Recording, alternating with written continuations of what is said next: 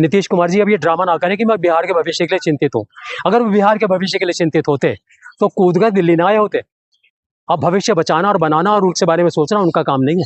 तो नहीं, लगातार वो कह रहे हैं, या उनके जो पार्टी के जो कई सारे ऐसे विधायक हैं वो भी लगातार कहीं ना कहीं नाराजगी जाहिर कर रहे हैं। भाई वो वाले विधायक नाराजगी कर रहे हैं ना, जिनको इधर है ना उधर है ना। उनको बीजेपी वाले कह रहे तो हमारी तरफ आ जाओ, क्योंकि उनके बिना भी बीजेपी का काम चल सकता है।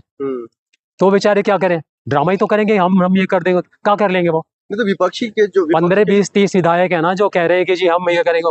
85 विधायक कभी इकट्ठे होकर बोले कि जी हम ये कर देंगे। जिस दिन इतना दम आ जाए 85 विधायकों में कि हम इकट्ठे होकर हिला देंगे, हवा बदल देंगे, उसी दिन बदल भी सकती है, लेकिन ऐसा होने वाला नहीं है। तो विपक्ष के जो कई सारे जो लोग हैं, नीतीश कुमार, माफ कीजिएगा, लालू प्रसाद यादव जी कह रहे हैं दरवाजा खुला हुआ है, अभी भी कह रहे हैं, फिर इसका क्या मायने और मीनिंग है? दरवाजा करनी चाहिए। ये देखिए, ये बातें ऐसी हैं कि जिन पर अपना अपना सब दांव चलाते हैं। लालू जी ने कहा दरवाजा खुला है, भाई दरवाजा खोल के तुम क्या कर लोगे? तुम उसके साथ 30 आदमी आएंगे तो क्या कर लोगे दरवाजा खोल के? 85 तुम ला नहीं सकते, और 85 में आने का दम हो तो दरवाजे ये नहीं खुलेगा, लालू का दरवाजे को तोड़कर घुस जाएंगे वो। कौन लोग? अगर वो 85 चाहें तो, अगर उनमें इतना दम हो कि हमें जाना है, करनी चाहिए मीटिंग, हाँ, तो तब लालू मना कर देंगे उन्हें दरवाजा खोलने से, रोक लेंगे, तब तो खुलवा ही देंगे। लेकिन सर, जहां तक ये मीटिंग की बात है या मुलाकात की बात है, तो राजनीति में तो कहा जाता है जो मतलब किसी से उतना बैर नहीं है और किसी से दोस्ती नहीं है। मैं भी तो ये कह रहा हूँ मैं कब कह रहा हूँ कि इनकी दोस्ती 85 लोगों की है? मैं ये कब कह रहा हूँ कि ये लोग इकट्ठे हैं? तो ये तो सभी इसी सिद्धांत पर चलते हैं, ना किसी से दोस्ती है ना किसी से बैर है। जो इनका फायदा पहुंचाएगा उसी की तरफ दोस्ती है इनकी। इसका फार्मूले का मतलब यही है, जो इनका फायदा करेगा उससे दोस्ती है, जो नहीं करेगा उससे बैर है। अभी बैर हो जाएगा नीतीश कुमार से, भले उसके टिकट पर जीत। आपने कहा मुझे थोड़ी देर पहले, आपने थोड़ी देर पहले कहा कि सम्राट चौधरी बीजेपी के टिकट पर, अगर इसका फायदा नहीं हुआ तो बैर हो जाएगा। वो मतलब इस्तीफा दे देंगे? इस्तीफा दिलवा दिया जाएगा, एक देना दे, क्या करेगा?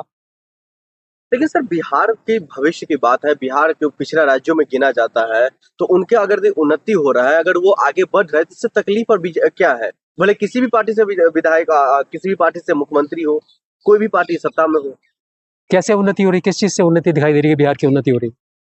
चाहे जॉब का मामला में हो, प्रवासी मजदूर, अब सम्राट चौधरी जी कह रहे हैं जो बाहर नहीं जाएगा, हम यहीं पर रोजगार देंगे, महिलाओं को मजबूत। तो पहले किसी ने कहा था कि बिहार से मजदूर बाहर जाएगा? पहले किसी ने कहा था? 20 साल पहले कभी कहा था कोई कि बिहार से लोगों को बाहर भेज देंगे तो तरक्की नहीं करेंगे बिहार की? किसी ने कहा था? किसी ने कहा था? सभी यही कहते आए हैं आज तक कि बिहार को हम बाहर लाएंगे। तो सिर्फ धोखा मिल रहा है बिहार की जनता के साथ। बिहार की जनता धोखे में आने के लिए तैयार है ना। 10-10 हजार रुपए में बिक गए थे ना सारे लोग। क्या करोगे? तरक्की हो गई ना। बिजनेस के लिए दिए थे 10-10 हजार रुपए, सुना है मैंने, ऐसा बोला गया था। फिर 1-1 लाख रुपए दिया जाएगा, मजबूत सशक्त करने के लिए, सशक्त कर दिया गया है ना। अब 10-10 हजार रुपए तो सशक्त हो गया ना बिहार। फिर आप क्यों, फिर हमें क्यों रोना कि बिहार की उन्नति नहीं हो रही? होगी। लेकिन सर, सवाल और भी निकल करके आ रहा है, जो अगर बिहार को वो नए तरीके से जो है साचने का कामकाज की बात कर रहा है, कह रहा है जो अब नई ये सरकार है, नई सरकार नई तरीके से मतलब काम करेगा, नया मतलब युवा मुख्यमंत्री है। ये जानने की मेरी बहुत प्रबल इच्छा है कि वो नया तरीका कौन सा है जिससे इस बिहार को बदल देंगे, इस वाले तरीके से बदल देंगे। यहाँ से हम ये केमिकल डालेंगे, बिहार बदल जाएगा, यहाँ से रिफाइन कर देंगे। उन्होंने भ्रष्टाचार और सबसे पहला चोट गुंडो माफियों पर किया है। इससे पहले कोई, ये कहने की तो बात है ना। अभी भी आप 100 बार सुन लीजिएगा, ये भ्रष्टाचार को बढ़ा रहा है। अभी सुनने में आ जाएंगे, उतना ही गुंडे माफिया भी निकल कर आ जाएंगे। कोई भी ईमानदार नहीं पहुंच रहेगा जब तक ये लोग ईमानदार नहीं होंगे। ईमानदारी का ना, आप किसी के अंदर भी दम नहीं है। मैं ऊपर से ऊपर बैठे हुए लोगों को बोल रहा हूँ, वो भी ईमानदार नहीं है, वो भी किसी का भला नहीं चाहते। जब तक आप संकट में है तब तक वो मौज मस्ती में है।